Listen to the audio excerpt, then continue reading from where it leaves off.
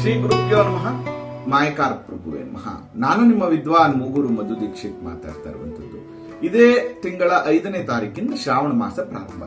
ಶ್ರಾವಣ ಮಾಸ ಸೋಮವಾರ ಯಾಕೆ ಶ್ರೇಷ್ಠ ಅಂತಂದ್ರೆ, ಸಮುದ್ರ ಮಥನದಲ್ಲಿ ವಿಷವನ್ನ ಕುಡಿದಂತಹ ಶಿವನಿಗೆ ವಿಷದ ಕಾವು ಜಾಸ್ತಿ ಆದಂತ ಸಂದರ್ಭದಲ್ಲಿ ಜಲಕಾರಕನಾಗಿರುವಂತ ಚಂದ್ರನನ್ನ ತೆಗೆದು ತನ್ನ ತಲೆಯ ಮೇಲೆ ಇಟ್ಕೊಳ್ತಾನೆ.